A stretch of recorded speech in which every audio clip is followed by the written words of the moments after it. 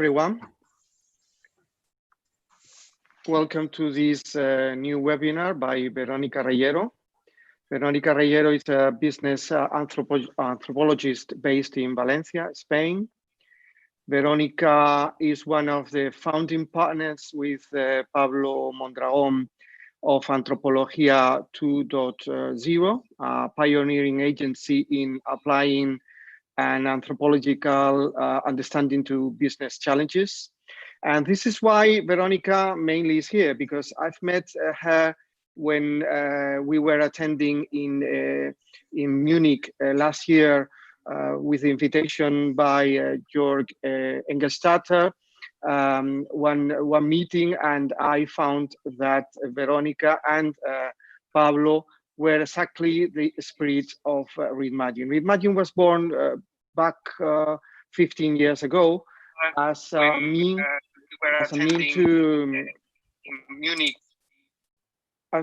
to join the tools of different fields of action and expertise and apply them to the libraries or to the business models for the publishing industry. As a researcher, Verónica has worked both in public and private organizations, in national and international projects for several sectors, including health, food, technology, and real estate. So, as I told you, Verónica will provide us a very open landscape on what is happening with the people, with the readers, with the consumers. So Verónica, the floor is yours. Welcome.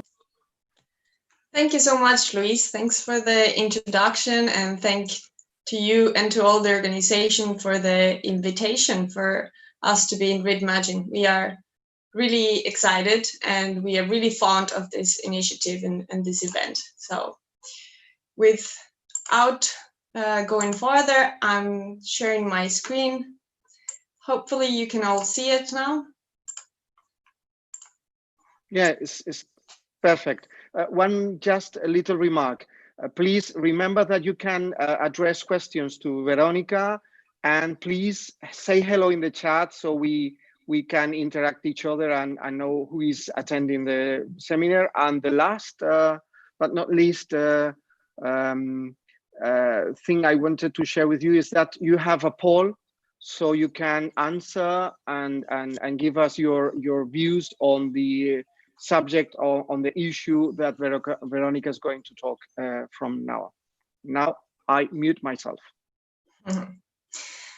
Okay, well, welcome everyone who is listening. I wish I could see your faces. I wish we could be together, but we've come to live this specific time in which I'm going to talk a bit now, also Corona context. I know we have all been overwhelmed with the amount of information going on the last 2 months. And of course, me as a social anthropologist, I have my biases, the certain topics that I'm interested on, not so much the sanitary emergency, but more the social experiment that seems to be happening in the world. So it has been a very sad time for all of us in many ways, but I have to recognize it's an exciting time for social scientists. There's so many things to look at right now. So I'm not going to go deep in anything about Antropología 2.0, as Luis already made a wonderful introduction of who we are. This is me with Pablo Mondragón. We are the two founders of the agency. So I'll move directly to what we'll be covering today, which is the Corona context. And how has it changed our behaviors, our beliefs, the way we connect with each other, the way we learn and search for information. And Homo sapiens, we have a great capacity to adapt to different contexts, as we have proven, living in different parts of the world with extreme conditions, climatic conditions, and different social conditions. So for us, it's not a surprise how quickly 2/3 of the population in the world adapted to a total lockdown and the type of isolation and stress we've been submitted to. But what things will remain after the COVID-19 context and which will fade away is something that we've been questioning, asking a lot. And so at this moment, everybody wants to jump up to conclusions. We've been asked all the time, what impact will this have in the business in the next year, etc. It's really easy to fall and act on signals that are very easy to observe, like consumers are currently spending less money, or they're less optimistic about their budgets for the future. People are traveling less, of course. But which of these will remain and which not are what's really relevant, right? Some of the things we've been observing, quickly give you a sneak peek of some of them. So for example, the first one is a change in the way we perceive hygiene. Before COVID, the typical cleaning paradigm was based on the assumption that dirt is something visual, something that you can see, and therefore you can quantify, you can communicate, and you can act upon pretty easily. For example, a lot of the customer experience ratings that we've found in the last decade are based on this hygiene paradigm. For example, when you use a bathroom in an airport and then you leave the bathroom and you can rate with a smiley face or a serious face or a sad face, most of the times it was based on how clean those bathrooms were, right? This is changing, of course, and this will probably remain not as important as it is right now, but it is going to remain somehow. The change that dirt now can be invisible, right? There's a threat that is invisible. How will this affect to, for example, the book industry is also interesting in whether it will boost the digitalities of reading objects instead of the materialities, right? If materialities are seen as objects that can retain these kinds of invisible dirt, well, who would want then to have books in their houses or in their working spaces that are being touched by lots of different people and containing all that invisible dirt? So this is a very interesting social trend that we've been observing. Another one we've observed has to do with food, and we've called it bunker food, but it goes beyond the idea of bunker food. So bunker food was the original concept we gave it, and we were thinking on the patterns that were happening around the world, where people were rushing to supermarkets and buying many products, trying to buy shelf products with a long lifetime to procure themselves and their families during isolation. But there's also the trend of developing urban gardens or starting planting veggies and fruits, etc., when possible, because people try to have this auto sustainability in their homes as well, and this rethinking of where the food is coming, right? And another one we've been closely observing, of course, is the digitalization in general, and it has affected, of course, almost every sector. It comes with certain social gaps and distances, and it shows a lot of social stratification, but it has definitely pushed certain industries to increase the speed at which they are shifting to this digitalization. For example, the health sector, right, with many doctors seeing their patients remotely now, or the education sector, right, with many universities, schools, and high schools turning to virtual education in a matter of days. So this is going to put them in a interesting position of how will they respond and maintain this after the corona crisis. So for example, at the universities where classes are now being recorded, if you already have the records, the videos of the professors giving a lecture, you can use that now indefinitely, right? For many years to come. So what would be the added value of a professor at the actual classroom? They're going to have to rethink and reinvent the way they are teaching, the way they are communicating and engaging with their students, right? And this, I think, it has also a big weight on the book industry in general. So there's a lot of changes going on, as we all know, and humans have a difficult time coping with changes many times. We thrive for a sense of stability, and that's when rituals come in, and they come in very strong. They've come in these last weeks. So our rituals have both changed and also been boosted and are emerging. Some that disappeared, like for example, putting on makeup. For many people, the ritual of putting on makeup in the morning is a ritual that helps them get prepared for the performances they'll be having to do on that specific day, right? It's a moment where you prepare yourself for going out into the world. So this ritual, for example, disappeared in many cases, right?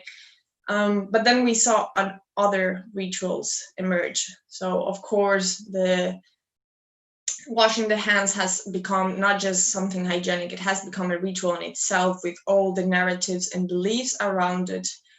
But we've seen others, like the applause, people clapping in their terraces and in their balconies in many countries in Europe, as a recognition to the health sector professionals. And then we see others also, like, for example, people were washing the food products when they brought them from the supermarket into their house, right? So they would wash the milk container, or they will wash the package of rice. And again, this is very interesting to analyze right now, interesting to see which trails of these rituals will maintain in the next years. But in general, these will be rituals that have helped us cope with the current situation, but that will not remain in the longer term. Now, it's not easy to distinguish which will stay and which will not, but those that has helped us cope and has helped us keep connected to each other will definitely remain in a way, even though they can be transformed. But there's like a certain essence that will remain with us. And this is because we need of each other to cope with these difficult situations. No man is an island, right? So we've been told for the last 2 months that we were doing social distancing, and I'm sure you've all heard many times this concept. And I'm not really king of this concept. I don't think it transmits well what it's intended. Of course, the definition, it's defined as a behavioral intervention intended to prevent the spread of coronavirus, in this case, by maintaining a physical distance. And that's why I've been defending for the last 2 months that we are not social distancing, we are physically distancing. And I think this is really important because, yes, we have all been physically isolated in our houses, but we've been very much connected in so many ways, right? So I do not agree that we've been socially distanced. Actually, we've been more connected than ever in certain ways, and that's thanks to technology. Many people reconnected with old friends, or reconnected with certain people in their family who they hadn't talked for in a long time. We've seen a lot of elderly people who didn't use certain platforms before, like WhatsApp, for example, or Skype, and they are using them now to do video calls with their families. And so Harari, which is an author that I really like, talks about the advantage that humans have over the virus is the ability to exchange information, right? So a coronavirus in Korea cannot share information with a coronavirus in Spain, but Korea and the people of Korea can teach very valuable lessons to Spain. So we've been all sharing and feeling connected, right? And people use the technology to start doing the activities that they would normally do in their lives. Now they're doing it virtually. And this is an important point, because sometimes we think of this context of change as people start doing things randomly, out of the blue. And that's not how it happens. Most of the times transitions are going to go little by little and starting always where the people were actually already doing certain things, right? So, for example, if you used to go out for beers with your friends on the weekend, it's likely that you've had a virtual beer gathering during the confinement. For example, I want to show you a little example of what I do. I love dancing. I love going out to dance. And I found a group of people that did virtual raves. So this was, 200 people in their living rooms dancing to the music that a DJ was playing for all of us. We were all in our houses. We didn't know each other. So it's kind of like a club in the sense that you go into this space and you don't know most of the other people. You're just enjoying yourself, listening to music and dancing. Yet, why is it important to do it with other people? Why was this adding value to my experience rather than me dancing by myself in the living room? And that's because we need these things that brings us together and that makes sense to us still as the social animals that we are. And of course, books have always bring people together. So in the same line, but for the people who already read, now again, this is not going to be something for people who didn't read before Corona, but for people who already read, they still need the connection done through the books. So I found a few very interesting examples. First one is the silent Zooms. I'm very curious. I would like to know who of you have already heard about these silent Zooms. I find it really interesting. These are gatherings of book lovers where they make a Zoom session and you join in, you say hello, you can show the book that you're going to read, and then you mute yourself and you go down to your business of reading your books. Now you're alone in your house, but you're collectively reading, you're doing this together. Some of the people that have participated in the silent Zooms have described it as a similar experience to going to the library. When you go to the library, it kind of helps you concentrate, the context itself, the silence, of course, the fact that there's other people immersed in the same activity as you are. Also a bit of the social pressure, right? So some people said when you're in the library, you won't get distracted by your phone every 5 minutes because you kind of feel ashamed, other people are reading, so you just try to focus on reading. And this has helped people focus during the confinement as well, the silent Zooms. So obviously there's like the need of still having communities and still feeling in touch, even though we are far and even though we cannot gather physically. So people during the coronavirus started sharing platforms and pictures of their books. There's a hashtag that I followed that was coronavirus reading stack. So people, stockpiled their number of lectures that they wanted to read during the self-isolation. And I found this really interesting. I found it connected to the idea of reading as with the idea of nurture. So just as when our parents read us books when we were young, it was an activity of caring and of nurturing. And a lot of people have used this time in Corona context to nurture themselves and feel like they were caring for themselves as well. And book plays a big part in that well-being for many people, right? So some other things that have been happening in this sense are also the online book clubs. There's many that have happened, some that already existed before the Corona crisis, and some that have emerged in this time. So in spite of the self-isolation, there's been book clubs such as the Quarantine Book Club that offered the readers a chance to talk to the authors of a specific book, and they held questions and answers as well, so you could log into these sessions for a specific price between $5 and $15 the session.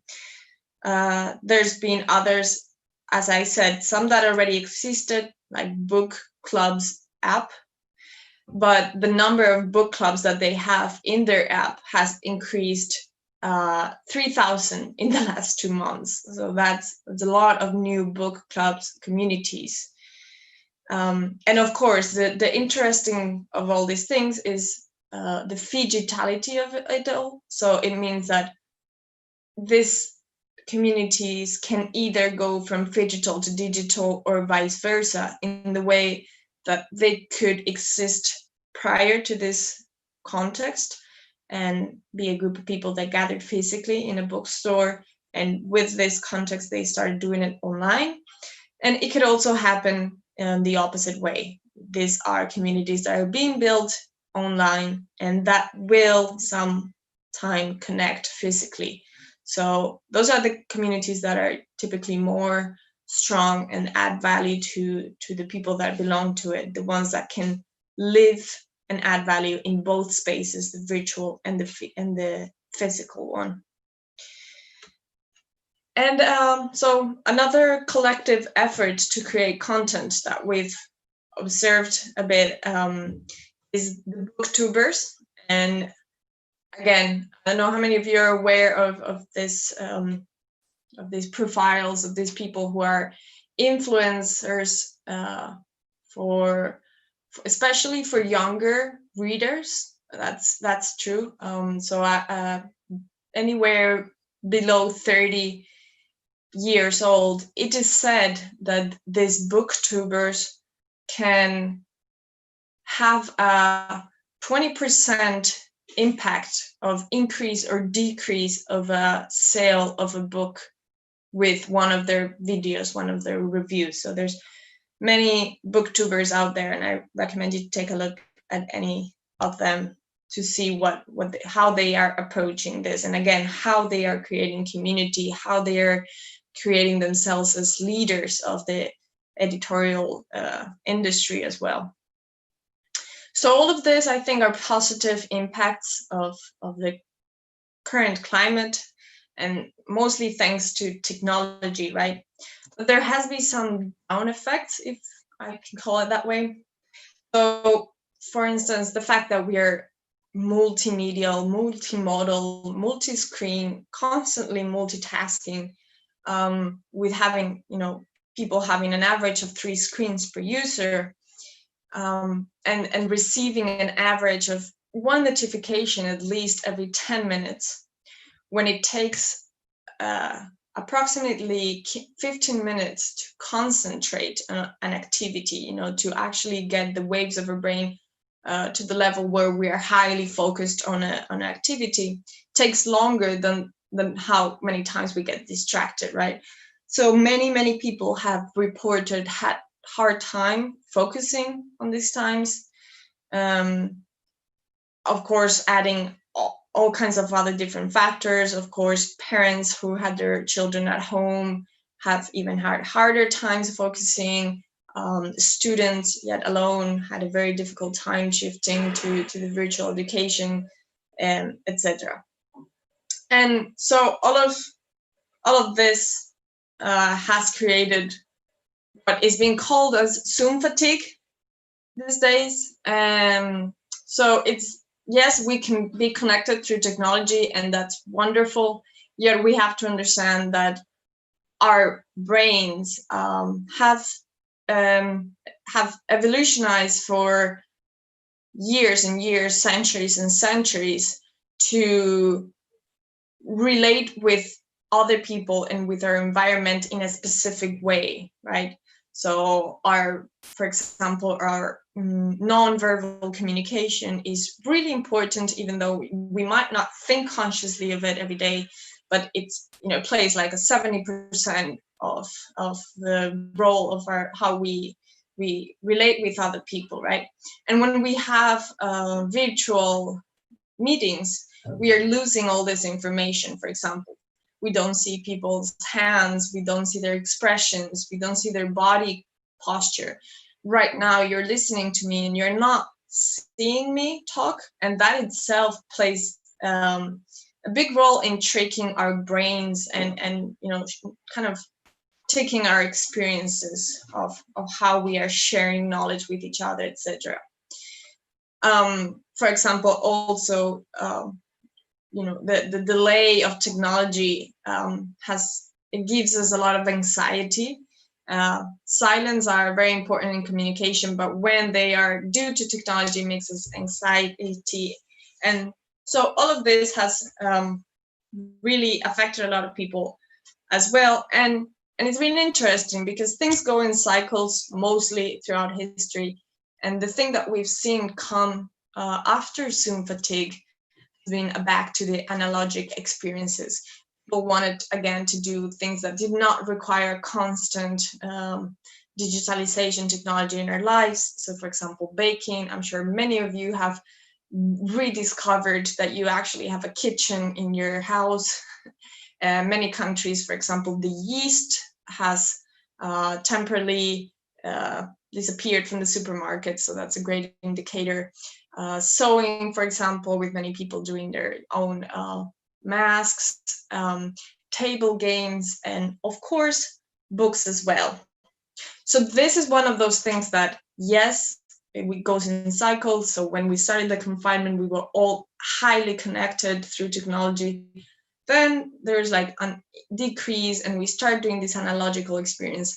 Yet this is not going to stop technology. Technology is one of those trends that will, not stop, rather than it was boosted thanks to Corona, right?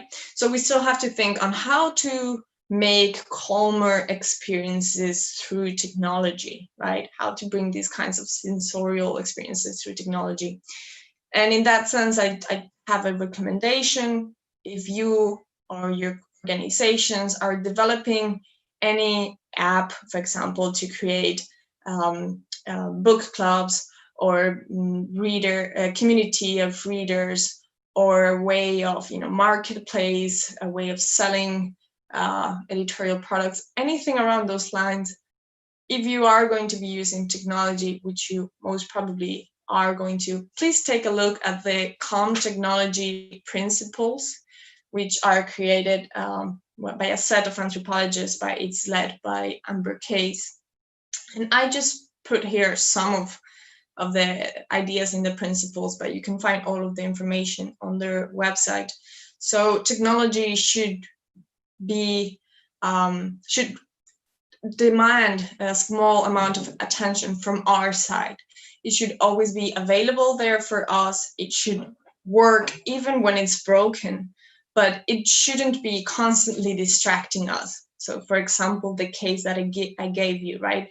Imagine university students nowadays having to read a vast amount of books and having a phone next to them that is sending them messages from their friends, families, and notifications from all the different companies and apps they're subscribed to. It's almost impossible for them to get to the concentration level that they need unless they are muting their telephones or putting their telephones away in a different room, etc. And that is in itself kind of not making sense, because that phone should be a tool for them to be able to learn better. They should be able to integrate those digital tools in their education, right? So why would you have to separate it? We just need to make that technology fit better into our daily lives and into our specific needs, right? So maybe having a notification that does not have to make a sound, maybe having different ways of sharing with your device, that in this moment I'm reading, so unless it's like something really urgent, and you can actually choose what's in urgent. It could be, for example, my mother is calling. Unless my mother's calling, or unless this and that, I prefer the calls don't come through right now. So all these different things are to bear in mind when we are designing the future technologies. So just to sum up, you have a question in the poll. I'm really curious to know what your thoughts are on which trends will remain and which will vanish. But remember, many previously non-existing trends will vanish after COVID. So for example, washing hands, even though it's something that it's good for all, it's not complicated, etc. Probably the level of highly structurized, parameterized, and repeated as it has been this time, it will not maintain. Yet other trends, Corona has acted as a catalyzer, and it's just boosting them, right? So that's, for example, the digitalization of education and of remote work, etc. Another thing I wanted to tell you, and this is because a lot of people now are like thinking on the future, and we get this question very often: what will the future be? Which ones will remain in the next future, etc. And the idea of future is it's very cultural as well. What we think future is and what we don't think future is. For example, it's a good example to see a little bit of the retro futuristic. How they imagined in the 60s or in the 80s that the 2000s were going to be, and how far we are from that.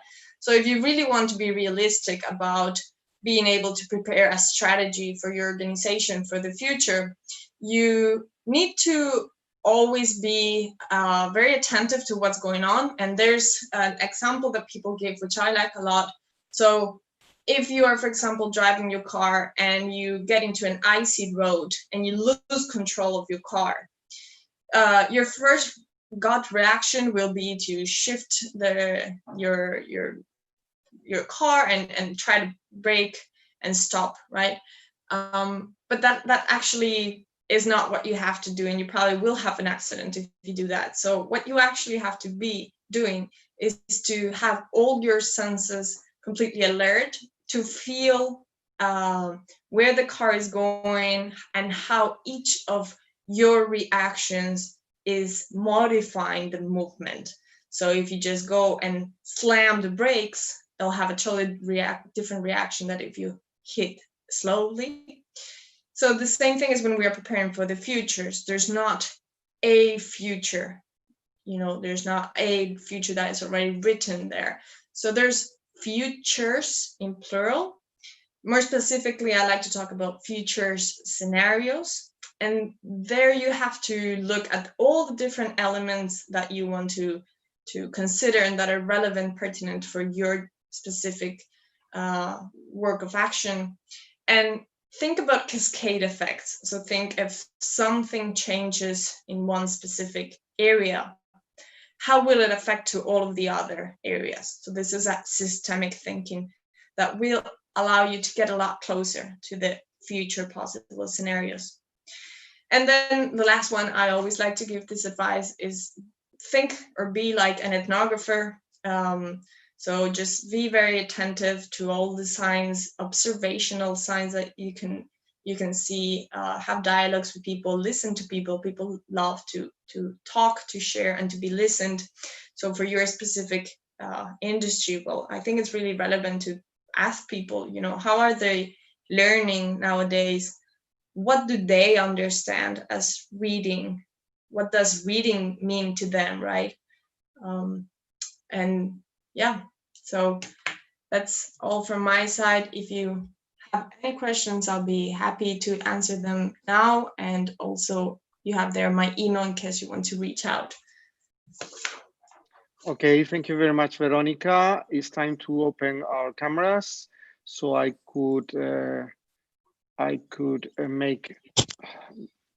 going to read some of the questions we got for you. The first one is how the massive digital connection during the lockdown could affect workflows. Is there the seed of a big shift in the way people work within a company or between companies? Thank you. Well, absolutely. So the way we work has been changing a lot anyways in the last decades. So again, following the pattern that my intervention had, where some trends are going to be fading and some trends are going to be maintained throughout the time. So for example, we went from the 90s having these block kind of spaces where people had their own tiny square space. And then in the 2000s, we were all into these open spaces, right, where everybody had to be together and in the same table, etc. So I think we will start going somewhere more in the middle. You know, I don't think everything will be so open in the next years. Like, for example, unfortunately, for co-working spaces, which seem to be like very sustainable business in the last decade, probably they'll have a lot of challenges to adapt the working spaces in general. But not only the working spaces, I think the working spaces are relevant, but you know, everything in the doctor offices and the education spaces, and even in, you know, what about the urban spaces, right? About the benches in the park. What about, you know, these places that we all use and inhabit together? How are we going to be able to deal with this new paradigm shift where we won't know if it's dirty or not, or, you know, if it's contaminated or not? So a lot of open questions there. I don't have a specific answer. Very well. So I will jump to one of the questions related to the last things you were talking about, and then I will come back to the other one. Considering the hygiene paradigm shift you described, what would be the way forward for public libraries in the coming months? Yeah, public libraries and book exchange. I'm very fond of book exchange, for example, in certain cafeterias here in Valencia. So that's definitely going to be threatened for the next years, or this year at least.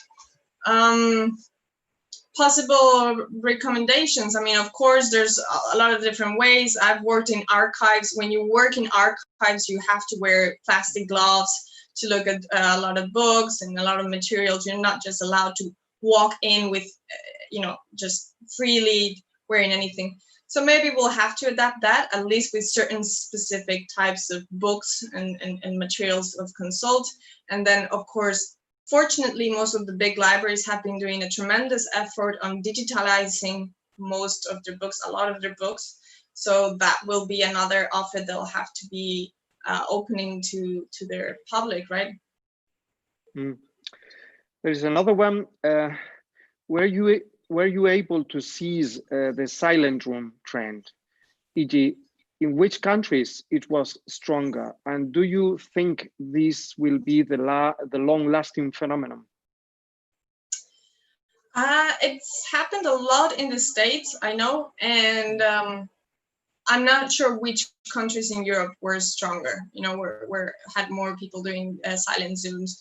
I do think it's going to remain. That's one of the trends I think will remain. So the silent book, the silent Zooms and the digital book clubs, definitely, yes, because, you know, people are more nomads. Also, people are moving around, and that's something that is going to go back. People will start traveling again and moving again. And they want to have this sense of belonging to these communities, even though they cannot be so attached to a specific location. And there's just something really special about reading a book and being able to discuss it with other people, other like-minded minds. So definitely, I think that's one trend that is going to remain, and I think it's a very important one for all of you to keep attentive to. Thank you. How do you think confinement has affected the cultural consumption habits in the components of so-called Z generation, the Z generation? Thank you.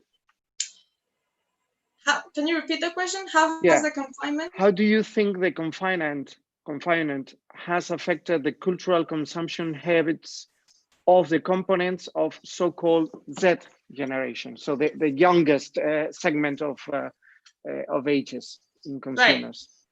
Right. Maybe they are the ones that are going to be least affected. I think in a way, since they are in such a specific time of socialization, I think what it has affected them more is that we are seeing that the youngest people are the ones that are showing more frightening to going out now to the streets again.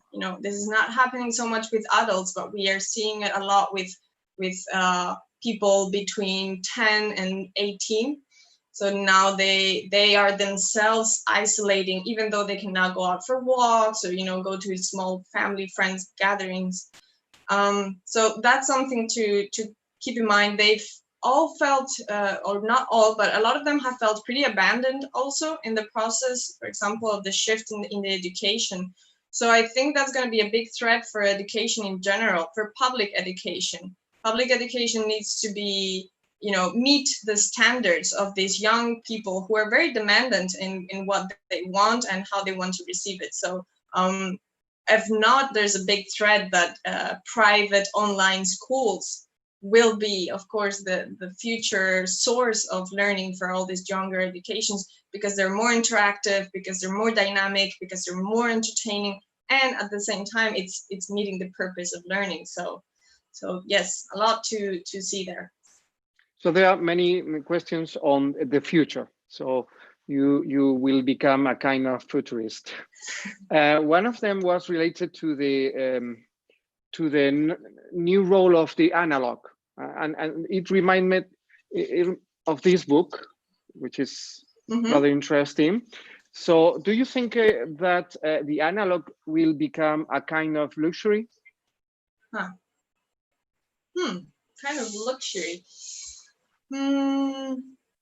No, I don't think it will become a luxury.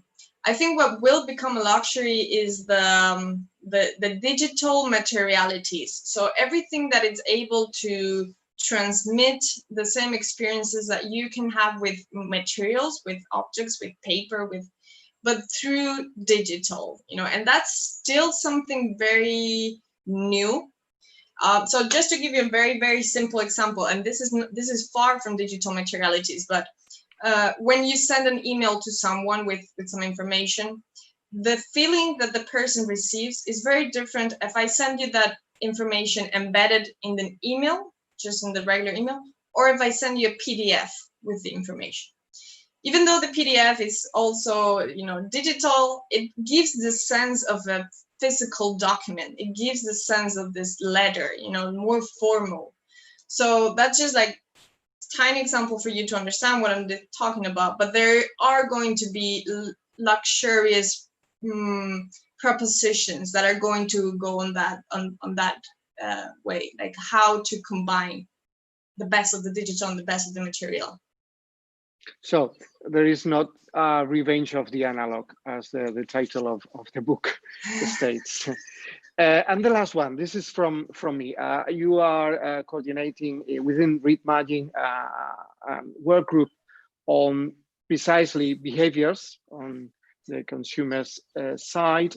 And I think that the most important question and the most frequent question we are having now as a part of the Readmagine community is whether some of the trends that could imply a kind of acceleration of the digital within the lockdown stage or consolidation are going to remain, as you started explaining previously, or we are going to have a different future scenarios, which is a very interesting word, a very interesting idea you use. So are we going to a society with very different scenarios, depending on income, depending on countries, cultural, or maybe there is going to be a convergence? Because, for instance, in Italy or in Spain, we are much more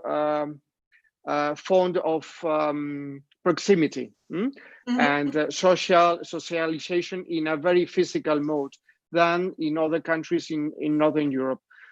Do you think that are we going to some kind of unification in these trends? I don't think so. No, and even though the norms of physical distancing or how to avoid spreading the corona in general have been pretty much the same, the general norms have been the same. The way that the population have reacted to them or have implemented or not are very different, of course, and they attend to cultural differences. So, like you say, for example, in Italy and Spain, we are cultures of getting close to each other, of touching each other when we're talking. We give 2 kisses. What's going to happen with the 2 kisses? Will this disappear, etc.? And you see, for example, that's places where the elbow greeting have become really important. Now, if you think about it, why is it important to touch each other with the elbow? It's because we still have the need of that contact, of that embodied contact, right? So the places where this types of greetings, there's other places where it's being with the foot. I've seen certain places in Asia where they greet each other with a touch on the on the foot. So the places where these things have been stronger are probably going to go back to their original ways of saying hello to each other, because they have that embedded need that is still there, very strong. It's just like it's kind of silent right now, and not just with the greetings in general. With I mean, if you think about technology and digital experiences, for example, even though a smartphone is a smartphone everywhere in the world, I can guarantee you that it the way it's perceived, the way it's used, the value that it has, and the symbolic that it creates all around it, it's very different in Europe than it is in China, for example, or that it's in New Zealand. So it's still cultural factors are super. Of course, they're invisible, but they're like these strong fluxes of connections, and they're the ones that actually make most of the things sustain. So whatever you put into the equation, if there's like a big different cultural strat, it will have a different impact. I'm not sure if I made that really clear, but we will. Yeah. Maybe the example you used of the smartphone could be applied to the bookstores or to the libraries. So meaning that if we use anthropology, as you do, in order to design new kind of experiences for booksellers or for librarians or for the policy making, should be different in Europe or in Asia, for instance. Well, yeah, what I'm saying is that even if they're the same, they'll be received differently. So I'm going to give you an example. I did a project for Uber once, right? And we were analyzing different features that Uber has in the platform. So Uber had this idea of having a feature where you can track a person who's riding the Uber. So me as a Western woman, young woman, I felt it like a security thing, like good, I can go in an Uber by myself at 3 o'clock in the morning and send the link to my friends, and they know I arrived home, safely. But we did research in different countries, and for example, in Egypt, this feature was perceived totally different by women, because before the Uber had that, that was one of the few moments in life when they were free in a way that they didn't have their husbands or their father on top of them controlling them. They could take a taxi or they can take an Uber. Nobody knows about them for half an hour. Now with this feature, their husbands oblige them to put on that feature and control them and know exactly where they are going. So it's the same feature, but it's received and perceived totally different because there's a different base on the bottom. Okay, that's very clear. Now I understand much better my teenager daughter. So I take note of that. Thank you very much, Veronica. We will work together during the next weeks on that work group. And I would like to remind the attendees that tomorrow we will have at the same time at 11 o'clock Paris, Madrid time, Michael Bush, and in the afternoon, Michael Tumbling at 5:30. Thank you very much all.